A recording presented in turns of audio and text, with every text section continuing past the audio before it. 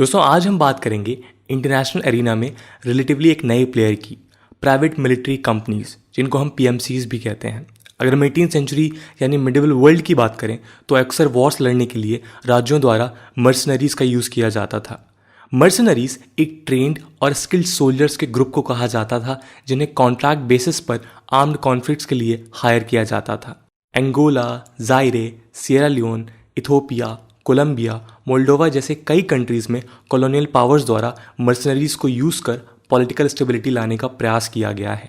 हालांकि इन ग्रुप्स का सही मायने में रिसर्जेंस हुआ वर्ल्ड वॉर II के बाद, जब कोल्ड वॉर के दौरान बड़े कंट्रीज छोटे कंट्रीज के कॉन्फ्लिक्ट में डायरेक्टली इन्वॉल्व नहीं होना चाहते थे। जहां एक तरफ यूएस रशिया के बीच कोल्ड वॉर अपने पीक पर था, वहीं डीकोलोनाइजेशन के कारण अफ्रीका में कई कंट्रीज इंडिपेंडेंट हो रहे थे। बॉर्डर इश्यूज, एथनिक कॉन्फ्लिक्ट्स के कारण अफ्रीकन रीजन काफ़ी अनस्टेबल रहता था। इसी बीच अपने ट्रेड इंटरेस्ट को बचाने के लिए फॉर्मर कॉलोनियल पावर्स ने पीएमसीज को हायर करना शुरू किया, जहां इनका ऑपरेशन पहले सीक्रेटली हुआ करता था। 1990s के बाद पीएमसीज को मीडिया ने पॉपुलर करना शुरू किया।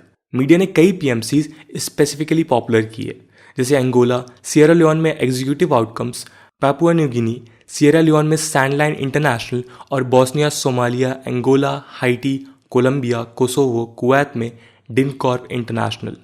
आइए आज हम इस वीडियो के माध्यम से जानते हैं कि आखिर पीएमसीज किन्हें कहा जाता है, कैसे पीएमसीज मर्सनरीज और प्राइवेट सिक्योरिटी कंपनीज से डिफर करते हैं। साथ ही हम देखेंगे पीएमसीज के टाइप्स और इंटरनेशनल अरीना में उनका रोल क्या है। पीएमसीज एक ऐसे प्रोफेशनल फोर्स को कहा जाता है जिन्हें कई मिशन प्रोजेक्ट्स के लिए हायर किया जाता है, जैसे आर्म्ड फोर्सेस को ट्रेनिंग प्रोवाइड करना, एक्टिव बैटल्स लड़ना, एक्सेट्रा। पीएमसीज न केवल इंडिविजुअल इंटरेस्ट सर्व करते हैं, पर नेशनल गवर्नमेंट्स भी उन्हें अपने आर्म्ड फोर्सेस को असिस्ट करने के लिए या आर्म्ड फोर्सेस की जगह पर एम्प्लॉय करते हैं। पीएमसीज का फॉर्मेशन रिलेटिवली एक नया फिनोमिनन है। फर्स्ट मॉडर्न पीएमसी था वॉच गार्ड, जिसे 1967 में डेविड स्टर्लिंग ने, जो ब्रिटिश स्पेशल फोर्सेस SAS के को फाउंडर थे, उन्होंने स्टैब्लिश किया था। नेशनल गवर्नमेंट्स अक्सर पीएमसीज को दूसरे कंट्री के आर्म फोर्सेस को ट्रेन करने के लिए एम्प्लॉय करती हैं, जिससे लोकल सिक्योरिटी कैपेबिलिटी इन्हांस हो। पीएमसी एक ऑर्गेनाइज्ड ग्रुप है जिन्हें फॉर्मर मिलिट्री वेटरन्स द्वारा लीड किया जाता है। इस प्रकार ग्रुप को लेजिटमेसी, लीडर के सर्विस रिकॉर्ड या रेपुटेशन द्वारा दी जाती है। भले ही पीएमसीज सिक्योरिटीज के डोमेन में करते हैं, पर उनका प्राइमरी फोकस होता है बिजनेस कंडक्ट करना, ना कि आर्म्ड कॉन्फ्लिक्ट्स लड़ना। इस तरह पीएमसीज को यदि कॉन्फ्लिक्ट रीजन में डिप्लॉय किया जाता है तो उनका फोकस बिजनेस डील्स पर ज़्यादा होता है। ये डुअल आइडेंटिटी कैरी करते हैं, यानी प्रोफेशनल बिजनेसमैन और प्रोफेशनल कॉम्बिटेंट्स की तरह एक्ट करते हैं। अक्सर पिक्चर्स में 3-piece सूट और कैमोफ्लेज कपड़ों में दिखाई देते हैं, जो इनके डुअल आइडेंटिटी को रिफ्लेक्ट करता है। इसी के साथ पीएमसीज ट्रांसनेशनल आइडेंटिटी भी दिखाते हैं, यानी ये रजिस्टर एक कंट्री में होते हैं और किसी और कंट्री में ऑपरेट करते हैं। ये कंपनीज 1990s में लाइमलाइट में आई, जब कई हाई वैल्यू कॉन्ट्रैक्ट इन्हें दिए गए। जैसे क्रोएशिया गवर्नमेंट ने यूएस पीएमसी MPRI को अपने आर्मी को प्रोफेशनलाइज करने के लिए हायर किया था।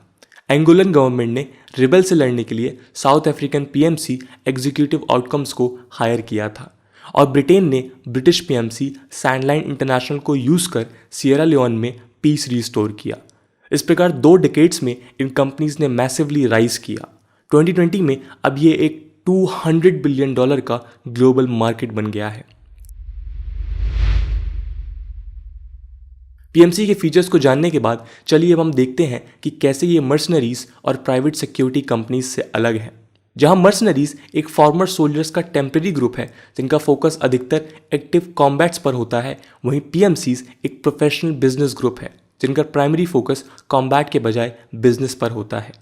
वहीं अगर हम प्राइवेट सिक्योरिटी कंपनीज की बात करें तो वो छोटे इंडिविजुअल क्लाइंट को सिक्योरिटी प्रोवाइड करते हैं, जबकि पीएमसीज बड़े क्लाइंट जैसे नेशनल गवर्नमेंट या बड़े ऑर्गेनाइजेशन को काटर करते हैं। चलिए अब हम पीएमसीज के टाइप पर एक नज़र डालते हैं। पीटर सिंगर ने पीएमसीज द्वारा दिए गए सर्विसेज के अनुसार उन्हें 3 कैटेगरीज में डिवाइड किया है। पहला है मिलिट्री सपोर्ट फर्म्स।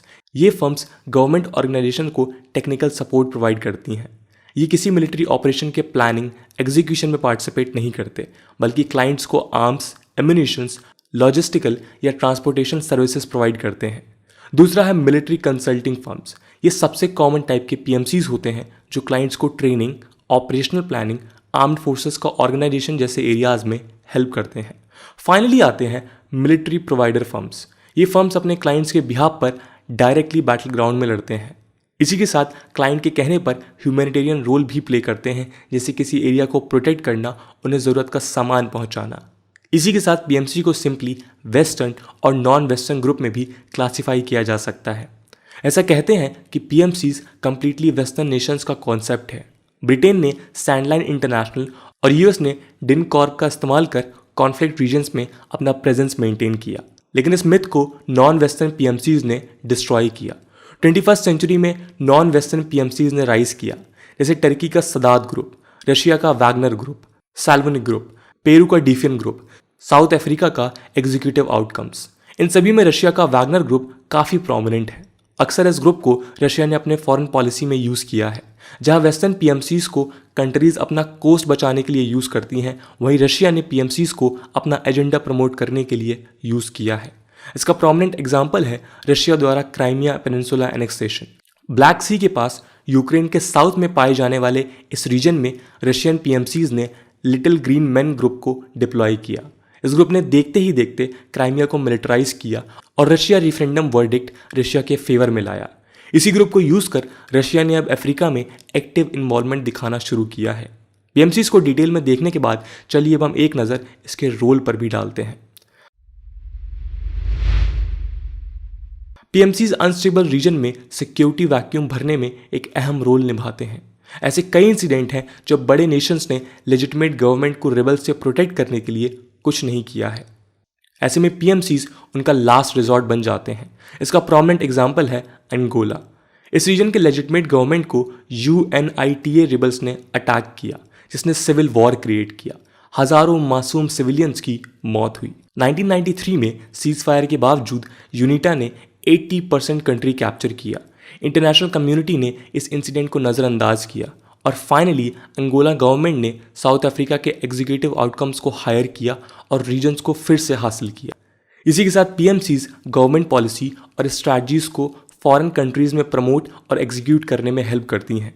यूएस ने MPRI PMC को यूज़ कर फॉर्मर यूगोस्लावियन कंट्रीज जैसे क्रोएशिया, बॉस्निया को अपने मिलिट्री जोन में लाया। पीएमसीज पोस्ट कॉन्फ्लिक्ट रोल भी निभाते हैं। यदि कहीं कॉन्फ्लिक्ट होता है तो UN फोर्सेस जाती हैं, जो इल ट्रेड, इल एक्सपीरियंस्ड और पुअरली इक्विप्ड होते हैं। UN फोर्सेस के कंपैरिजन में पीएमसीज रिलेटिवली वेल ऑर्गेनाइज होने के कारण क्विकली कॉन्फ्लिक्ट रीजन्स में डिप्लॉय किए जा सकते हैं, जिससे रीजन में पीस और स्टेबिलिटी बनी रहे। दोस्तों, UN हर कंट्री के ग्राउंड पर मौजूद नहीं होता, इसलिए उन्हें इंटेलिजेंस गैदरिंग या कॉन्फ्लिक्ट होने के चांसेस जैसे चीज़ों में दिक्कत होती है।